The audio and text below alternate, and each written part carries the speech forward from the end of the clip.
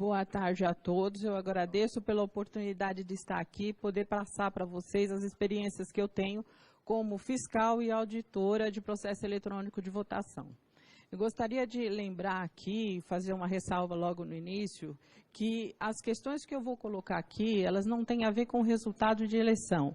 Eu estou combatendo o processo eletrônico de votação brasileiro, que, na minha opinião, e pelos trabalhos que eu já fiz, auditorias que eu já realizei, ele se mostrou arcaico, muito caro, impossível de ser fiscalizado, extremamente concentrado na mão de um único poder.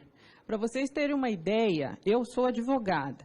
Quando eu estou atuando na Justiça Eleitoral, eu tenho contra mim os peritos, que é a Secretaria de Informática, que são peritos réus, porque eu estou combatendo, eu estou contundentemente dizendo que existem fraudes, existem possibilidades de fraude ou vulnerabilidades no processo eletrônico.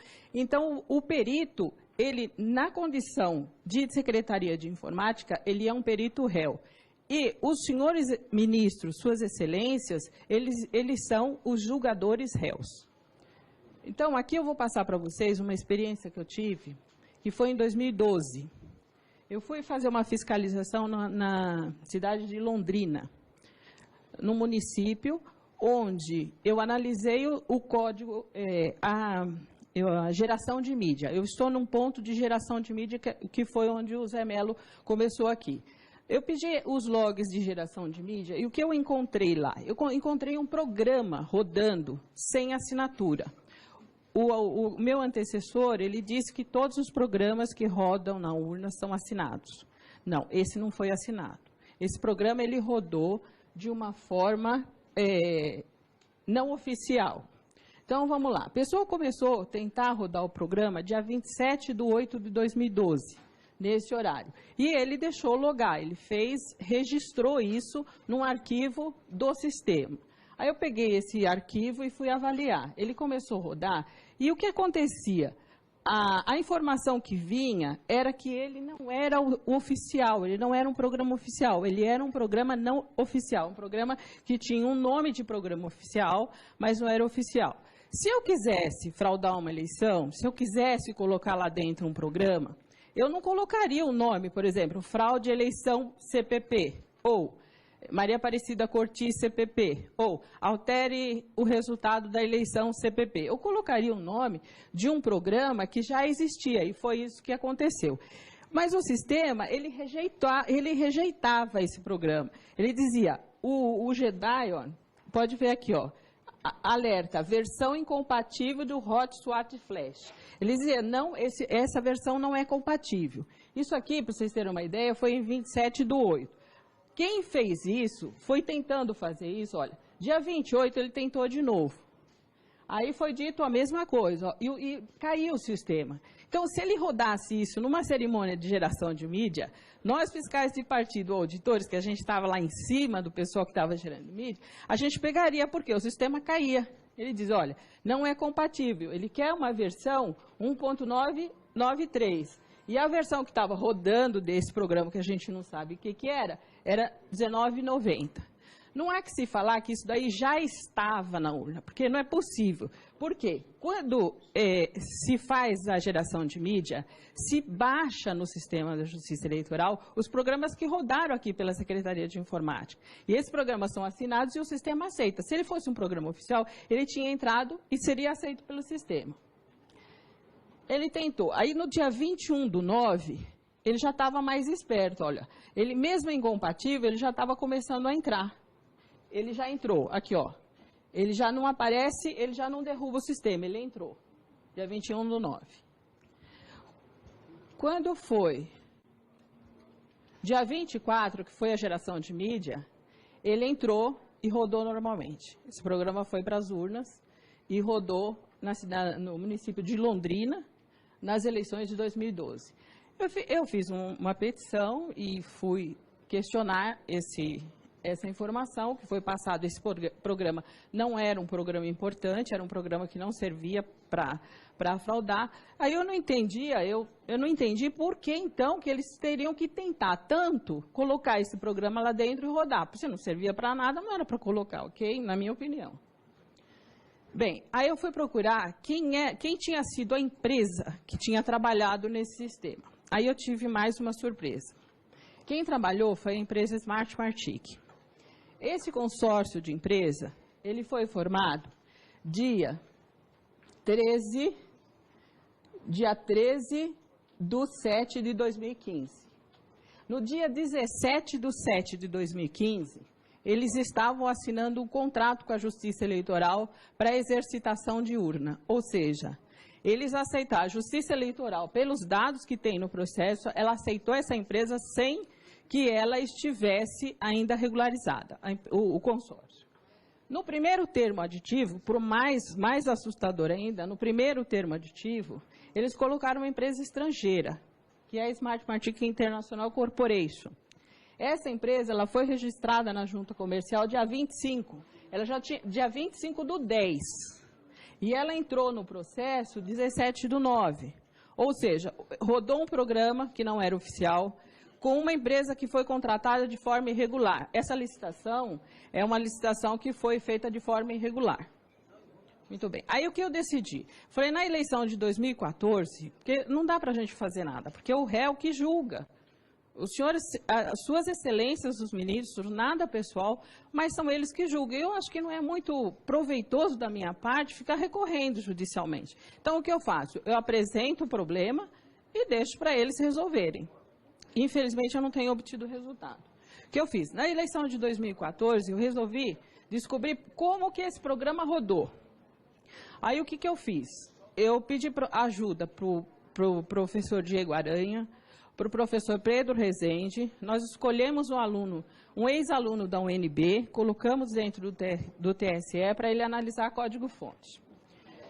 E ele foi analisando sobre a orientação do professor Pedro e do professor Diego. Eu levei essas informações e disse, olha, onde pode estar o problema? Como eles estão conseguindo assinar programas nos estados? Porque o senhor, lembre-se que o meu antecessor disse que todos os programas são assinados. Não sai nada do TSE sem assinatura, ok?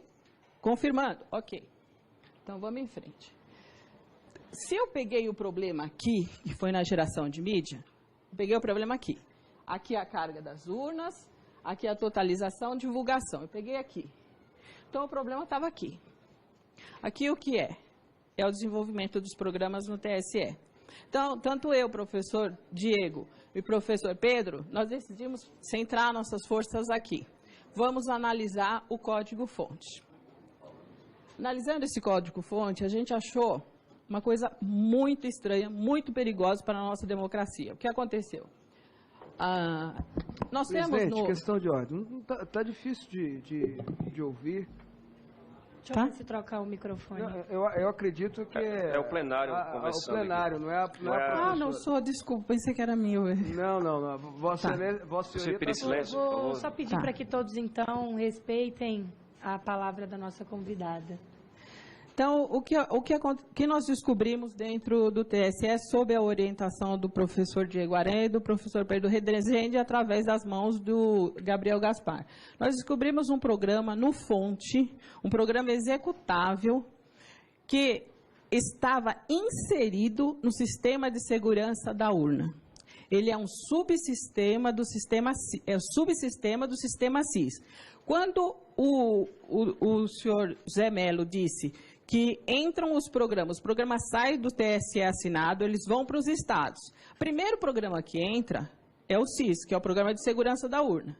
Esse programa, dentro dele, tinha um programa chamado Inserator, que serviu para levar a capacidade de assinatura digital de programas não oficiais. Bom, eu já tinha conseguido metade do meu objetivo, porque como esse programa conseguiu rodar lá, se eles não tinham como assinar? Assinatura, gente, não pode ficar dentro do sistema de segurança. Assinatura é uma prerrogativa do TSE.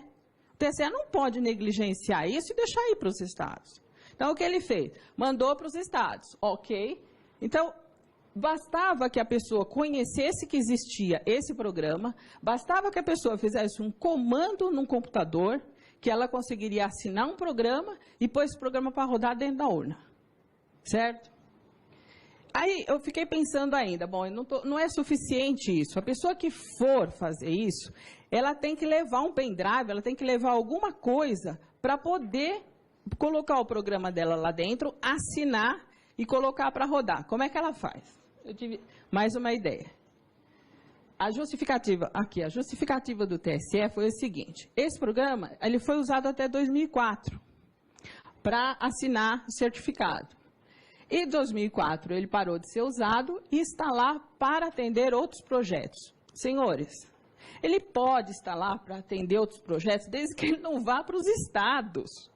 Mandar programa de assinatura para os estados é muito perigoso. E qualquer um, mesmo que for, digamos um advogado que não entende muito de computador, esse advogado, se ele tiver conhecimento disso, ele é capaz de assinar um programa e pôr para rodar. Aí vocês vão falar assim, não, mas a urna tem 7.999 travas. Não importa. Se esse programa for bem escrito, ele vai levar todas as travas consigo e vai até o final do processo, vai gerar um boletim de urna válido e vai levar para a totalização e vai dar um resultado da eleição. Então, não adianta se fazer perícia, auditoria, o que for em urna, ou processo de totalização, se não se entrar no mérito do programa que está sendo mandado para os estados. Como está sendo desenvolvido, como ele está sendo escrito, qual é a capacidade dele de que tem uma pessoa nos estados de mudar o resultado da eleição. Bem, então vamos lá. Aqui mais uma informação. O programa, a informação que a Secretaria de Informática deu é que esse programa, ele estava na sala e não estava sendo usado, ele não estava na sala, ele estava no código-fonte. Ele é um código-fonte de um programa executável e que pode fazer uma assinatura digital e colocar um programa lá dentro e mudar o resultado da eleição. Ele não está na tabela de hash. Então, aqui eu discordo do meu antecessor, porque nem todos os programas que estão dentro da urna estão assinados, porque esse não está na tabela de hash, ele não tem assinatura. Por quê? Eu protocolei uma petição dizendo que ele estava lá e eu não encontrei a tabela de hash dele. Muito bem. Não se trata de uma biblioteca, ele é um programa executável.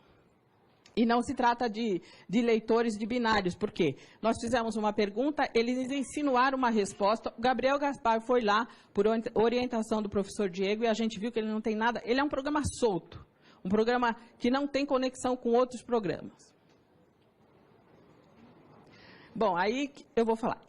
Aí eu fiquei em dúvida. Como eles conseguiriam colocar esse programa dentro da urna sem que eles levassem um pendrive ou que o fiscal tivesse lá prestando atenção de que aquele programa estava sendo inserido de forma clandestina? Eu pedi para fazer um teste no sistema com computadores conectados à internet e computadores não conectados à internet.